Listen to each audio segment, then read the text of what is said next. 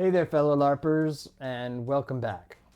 I'm Steven, your impetuous LARP news elf, bringing you ticket drops, dates, finally pinned down, and a bunch of stuff that's either open right now or is sliding into final call territory as January wraps. If you could take a second to like and subscribe, it doesn't cost you anything and it would really help me out. And please comment too. I'd love to hear from you all. For instance, what's your next LARP? Oh, and stay tuned for a full list of actionable items to take care of in the moment if you're on your search for your next big adventure. Okay, let's get into the news.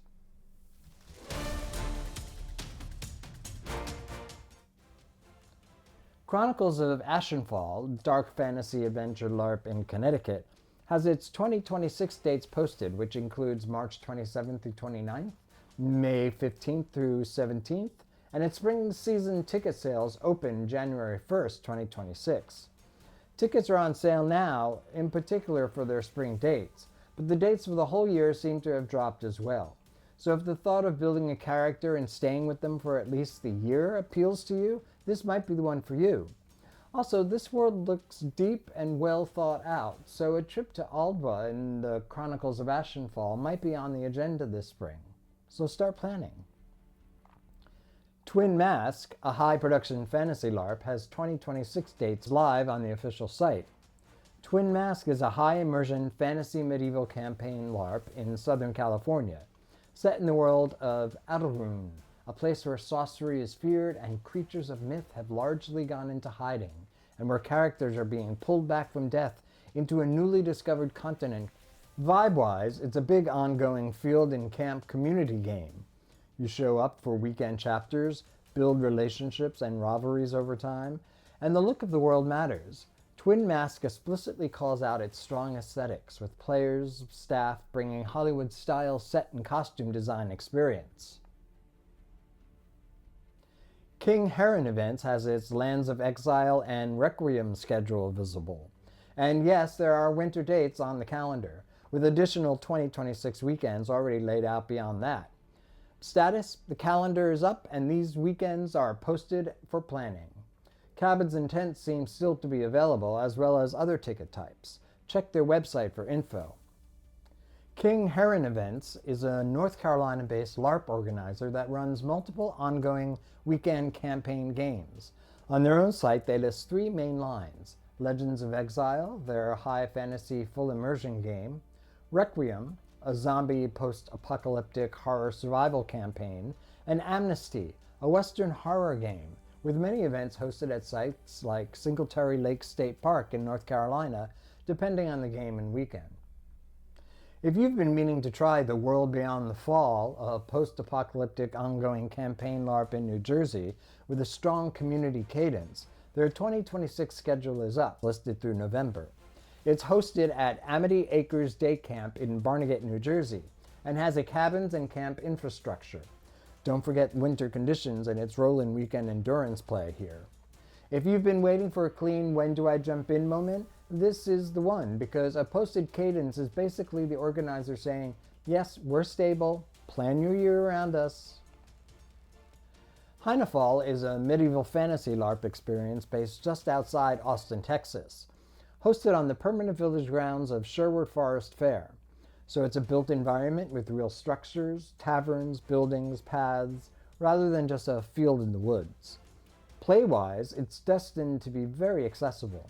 You can focus on battles, skirmishes, quests, puzzles, mysteries, politics and intrigue, or just living in world. And their website emphasizes you don't need prior sword fighting or acting experience to start. They run different formats, including weekend expeditions with skirmishes, quests, tournaments, and evening entertainments, and larger marquee events like Festival of Champions or Courtly Night-style social intrigue nights. If you've been circling Hynafol, fantasy LARP with a strong event roster, their next event is February 20th, and tickets are on sale now. Moving from successful runs in Denmark, Dresden Files 1923 LARP, a 1920 set weekend based on the Jim Butcher fantasy novel series, is recruiting for Denver, Colorado runs, with applications open through January 31st, 2026.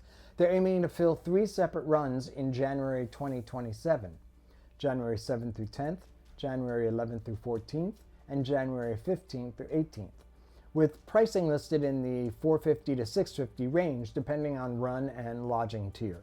And their site frames it as a near Nordic style weekend focused on interpersonal drama, relationships, and politics. The spots will be filled mostly by lottery, and you can apply for more than one of the runs, though if you're accepted into one, you'll probably not be in another, so more people can get the chance to play. And not to be confusing, but the run in Denmark, set for November, is also accepting waitlist applications. Try your luck with both. Halcy-Con 3, the Star Wars Starcruiser adjacent fandom convention that is not in any way associated with Disney or Star Wars, has taken on an immersive spin. The event map is expanding as they build their own world and LARP quests. You're not attending a conference, you're attending the maiden voyage of the Starship Aurora. There will be simulations, characters, and immersive environments. All panels and presentations, for instance, will be of in-world topics. Badge tier information drops this weekend on the 24th, and sales for badges happen on the 31st at noon Eastern Standard Time. See their YouTube channel for information. Okay, global news. For a castle-scale, atmospheric European LARP with deep production values and an even deeper emotional kick where you confront your true desires versus what is expected of you, the Forbidden History Paradise Lost has 2 March 2026 runs in Poland. And while signups are marked closed, their reserve list is open. So if you're interested in this, give it a shot and get on the wait list. If you like Nordic-style design and psychologically rich play, The Castle, which sounds really cool as you play a person playing a medieval set LARP who's never quite sure which world is the real one, lists 3 runs at the end of August, beginning of September 2026, at a castle near Trier, Germany. It explicitly notes the main sign-up period ended earlier, but points you to the waiting list forum. Taking a chance on cancellation spot for this sounds tempting. Elmwood Chronicles, The Last Summer, is essentially Downton Abbey and you're inside it. A pre-written cast drama LARP set at a lavish manor on the eve of World War I, where romance, class tension, gossip, and looming societal change are the fuel for play. It's happening in northern Germany with 2 2026 runs. May 14th through 17th is in English, and May 22nd through 25th is in German. And the experience includes accommodation in the manor house plus food and drinks, with tickets listed in their official shop right now. If you like societal pressure, status games, and emotional storylines more than combat, this is the kind of weekend that plays like a condensed prestige TV season. And Herofest is a very different vibe. It's a UK festival-style fantasy LARP weekend, built around factions, missions, and friendly player versus player tension, with a deliberately easy-to-learn low-hit combat system, and the energy of camp with your people then go have adventures all day. Their May 2026 event runs May 8th through 10th at Huntley Wood in Cheadle in the UK, and tickets are actively on sale, including a dedicated new player ticket that's currently listed at a discounted price and shows remaining stock. If you want a game that feels like a camping weekend with a living campaign world layered on top, where you can jump in without needing 10 years of lore, this one's aiming directly at that sweet spot. Immersive experiences. Phantom Peak in London, that steampunkish mystery-forward immersive experience with a player-driven investigation loop, makes it clear they're leaving the Canada Water location and must finish there by February 28, 2026. This is a clean final call situation. If that location matters to you, if you've been saying, we'll go soon, well, this is your soon. However, they are looking ahead and have just announced that you can make your mark on the new location when they open next year by, as they put it, placing your name somewhere, claiming a message from your favorite dog-tective, or even deciding the name of the saloon. See their webpage in the description of the video for specifics.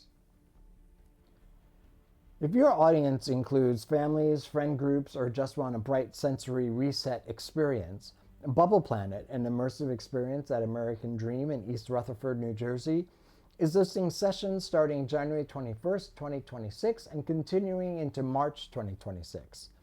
It's bubble rooms, themed environments, and light VR elements. It's not a narrative LARP, but a solid we want immersion without homework ticket. In Montreal, Panorama Expérience in the Old Port is a new immersive venue with an official opening scheduled for February 24th and a waiting list that will alert you to when tickets go on sale for the inaugural show entitled Living Waters. If you're visiting or live by Montreal and enjoy immersive art spaces, this might be for you. And now here's one of the most interesting, if not exciting, immersive events that I've heard about in a while. Neotropolis. It's a 5-day, costume-required, cyberpunk sci-fi desert festival in the Mojave Desert, where the music festival camping vibe is real, but so are the LARP-adjacent mechanics, like factions, missions, and quests. It's confirmed to return April 29th through May 3rd, 2026, and tickets are on sale now, with camping included in the admission. So it's not buy your ticket and then figure out lodging, it's you're living in this setting for 5 days straight. The best way to picture it is you've got the energy of a themed camping festival, people building faction camps and social hubs, but it's layered with interactive play like quests, lounges, VR tech experiences, and other in-world activities run by the factions themselves. If you've ever wished a music festival had more world to it, or you wanted a LARP flavor without committing to a strict plot arc all weekend, this is exactly that overlap zone.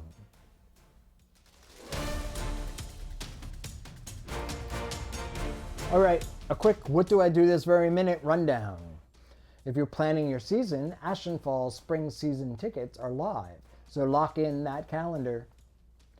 Elmwood Chronicles, Hynafol, and Herofest all have tickets available.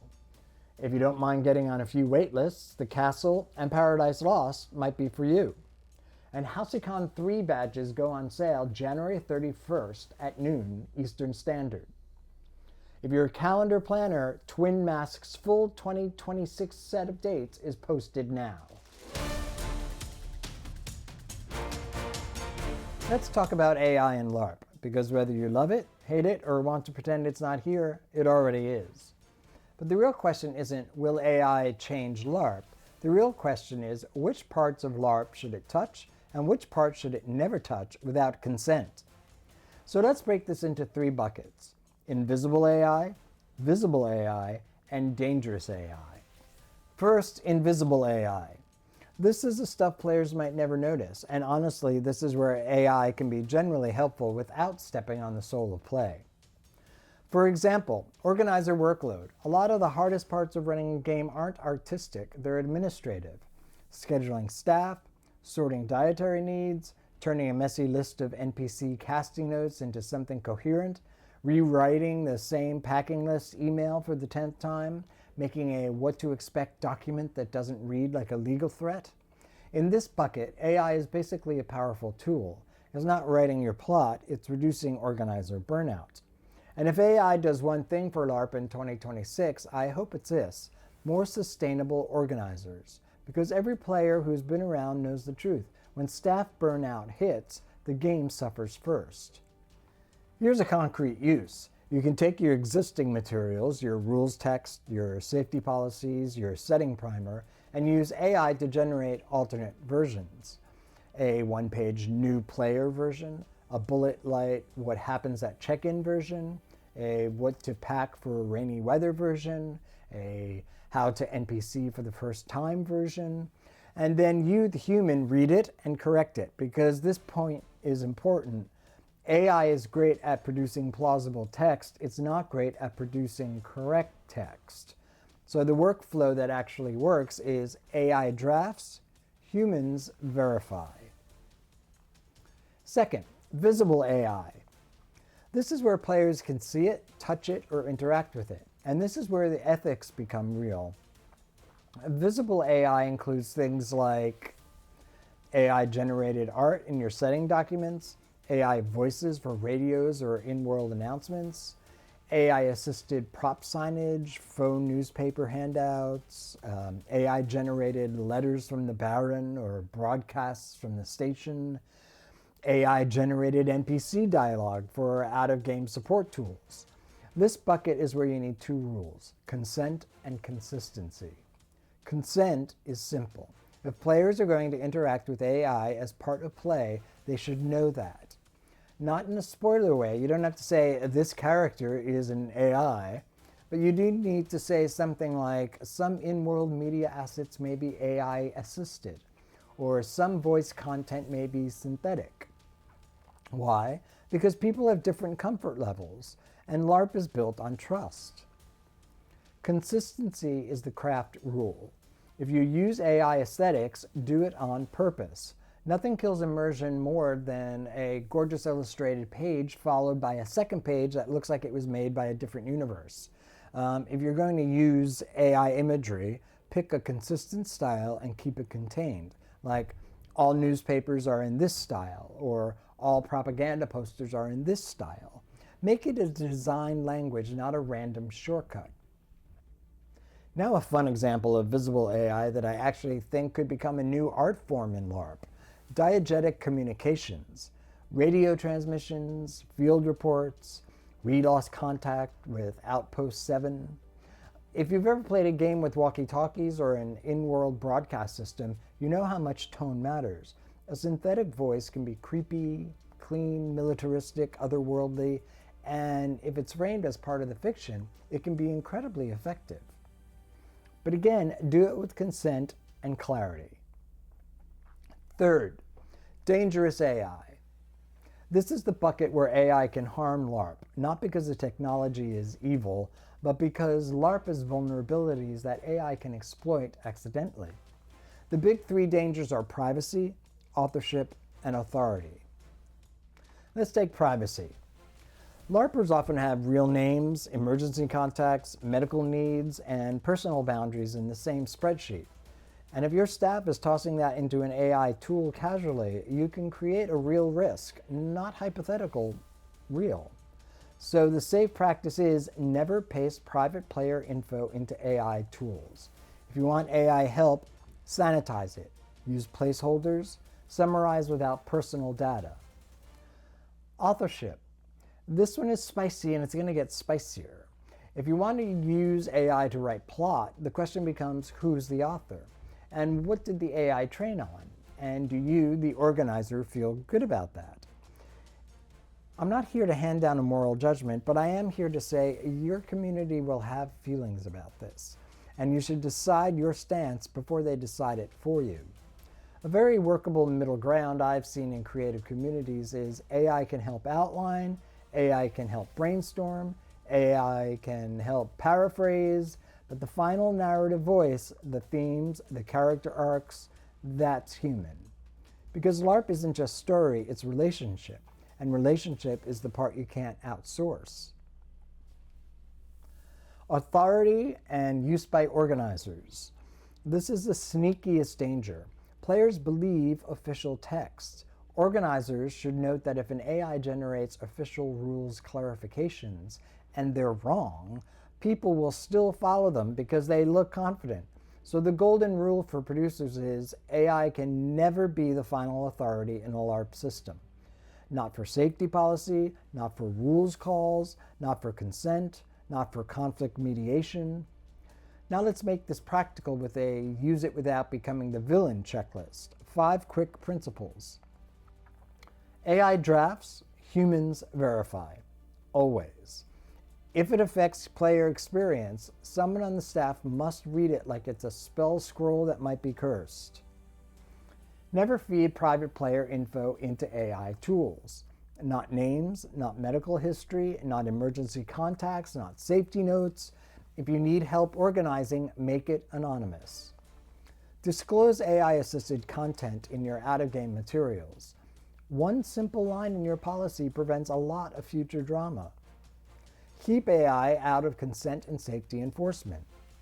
Safety tools are human tools. Full stop. Use AI to make more room for humans. If AI is saving you time, spend that time where it matters. Workshops, NPC coaching, community care, better briefings, better debriefs. To be fair, the use of AI at this point is so new that many organizers don't quite know how to handle it. Only a couple even address it. The Swordcraft community posted that they updated their submissions policy with regard to AI, explicitly because it has, quote, become an issue recently, end quote. Ardentia, as written in their charter, explicitly permits AI-generated, auto-generated artwork for temporary throwaway items and online promotional graphics, while saying they'll seek human artists for more permanent, identity-defining pieces. And on the other hand, there are also only a couple of organizers who specifically say they are not using AI. Oxford LARPs, including Echoes and Night Night, state that they're AI-free games, and that all content, including wiki pages, emails, and images, will not be AI generated, and players are also expected not to use AI as part of the game. Radiant Realm RPGs, in their Code of Conduct policy, directs folks toward commissioning human artists. They also connect this to a broader concern about AI-generated content overall. And finally, my prediction for the next 5 years. Hopefully, more organizers will state clearly their AI use or non-use if it's so. Remember, AI will not replace LARP writing, but it will change the baseline of production value, especially for smaller teams, because it lowers the cost of creating support materials, maps, handouts, posters, faction memos, fake newspapers, even in-world websites. The groups that thrive won't be the ones who use the most AI. They'll be the ones that use it deliberately, with consent, and with human crafts still steering the ship. At the end of the day, we have to remember that LARP isn't a content factory. For all its fantasy, it's actually people spending time together in a meaningful, real way. Well, that's the dispatch for this week. If you want the links, they're in the description below, organized by section. And if you've got a LARP or immersive project you're working on with a real status change, send it my way to announce. If you could, please like and subscribe below. And while you're down there, check the web links if something in the video has caught your attention. Okay, now get going. It's time to go forward into your story.